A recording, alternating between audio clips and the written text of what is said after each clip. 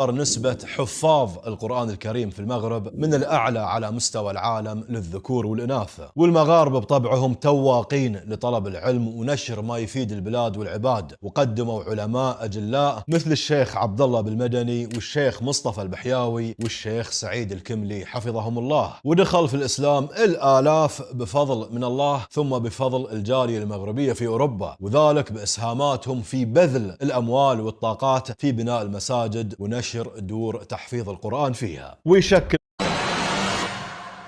الآن حان وقت الإعلان عن أكبر جوائز المسابقة، 5 مليون ريال، والمركز الأول هو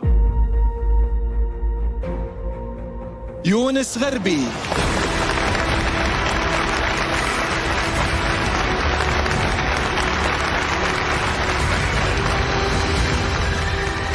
يونس غربي، مبارك لك المركز الأول و5 ملايين ريال. نقار مغربي. أما الفائزة بالجائزة الأولى قسم التلاوة أيها الحضور الكرام هي القارئة السيدة سارة بالمامون من المملكة المغربية، وقد حصلت على 93 درجة و5. نقار مغربي. تسونامي مغاربي في مملكة البحرين في مسابقة القارئ العالمي، حيث اكتسح القراء المغربيون وبلا تردد حاصلين أغلب جوائز هذه المسابقة القرآنية العالمية، ومن بينها الفوز بالمركز الأول في فئة القارئ المرتل.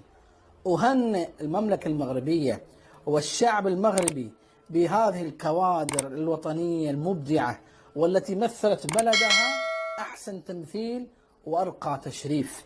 وقد تشرفت بحضور الفعالية النهائية واللقاء بهذه الكوكبة القرآنية النورانية من المغرب.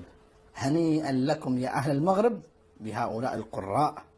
الفائز بلقب القارئ العالمي في فرع القارئ المرتل المتسابق معاذ أحمد الدويك من المملكة المغربية. أكبر حفاظ القرآن الكريم في العالم، أقولها أمام الملأ، ما السر؟ كلهم مغاربة من الأم لا، أو من ماذا؟ هو النظام الذي وضع، هذا النظام الذي وضع ديال المدارس العلمية العتيقة يمتد إلى أكثر من 1000 سنة، ولكن عندما نحفظ القرآن قلناها منذ قليل يمكن أن تفقد القرآن. نعم. إذا لماذا حفظ السوسيون القرآن؟ لماذا؟ الحزب الراتب لن تجده في العالم إلا في سوس، في المغرب اليوم، انتظر في المغرب الحزب يقرأ. من أقر هذا الحزب اليوم؟ المهدي بن تومرت. المهدي بن تومرت مؤسس الدولة الموحدية. إذا يبدأ مع الفجر الحزب الأول، والحزب الثاني مع المغرب.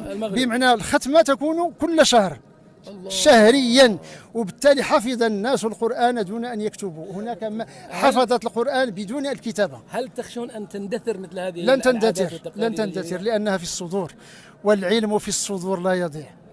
ايش اللبس الجميل هذا؟ انا من شفتكم قلت اكيد وراكم قصة ملهمة، اكيد انكم يعني تحفظون القرآن.